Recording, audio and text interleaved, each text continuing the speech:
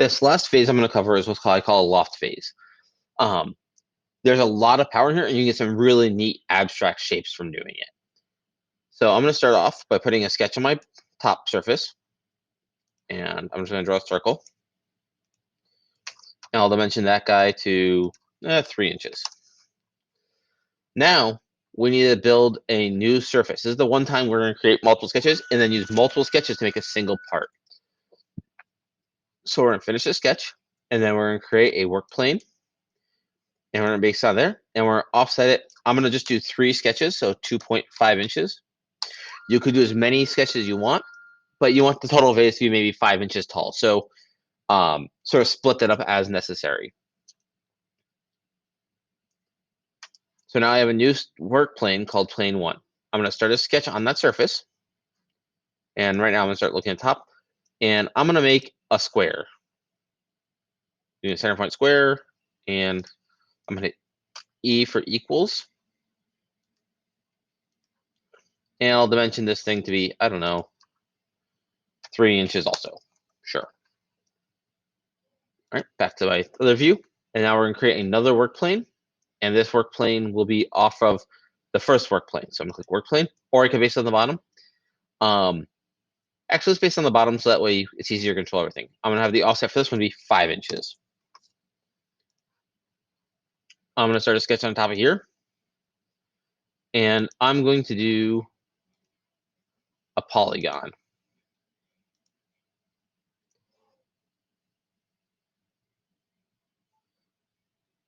And I'm going to set it like that. And I don't know, maybe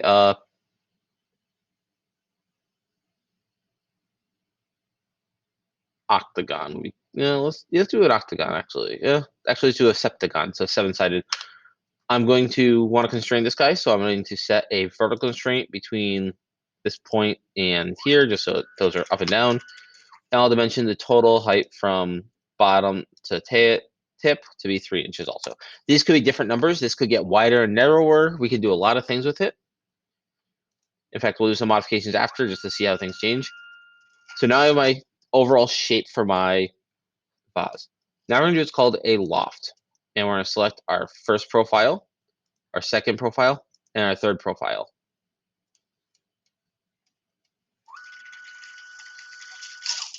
So I hit check, and I have this very weird shape.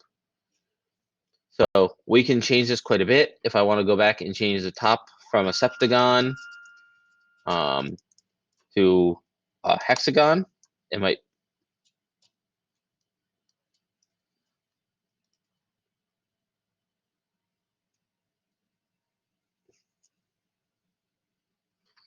All right, I'm going to delete my dimension.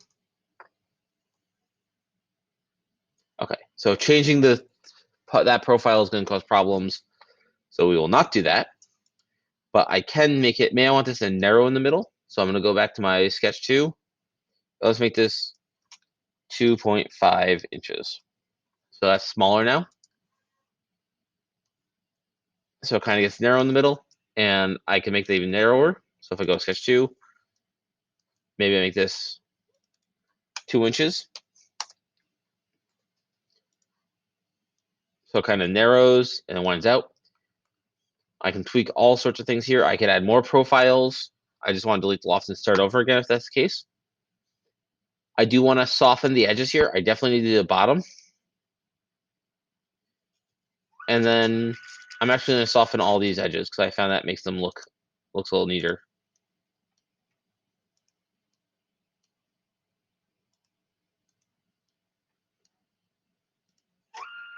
And try all different shapes, and you'll get much different results each time. So it's completely asymmetrical, no size the same.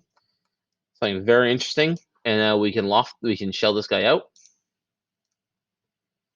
7 to 0.05.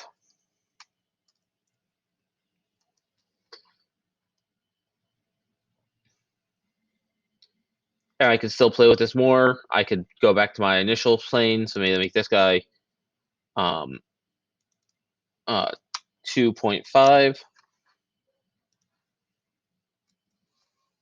And I can go back to sketch 2. one. There's a little.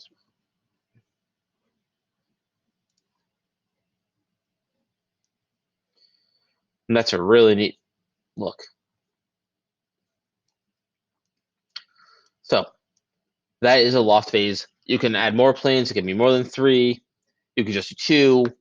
You can use all different shapes. You can use circles, triangles. You can make abstract shapes with the using the our spline tool, but it can make some very, very neat shapes. And so in the next video, I'll cover printing in Vase mode with Prusa Slicer.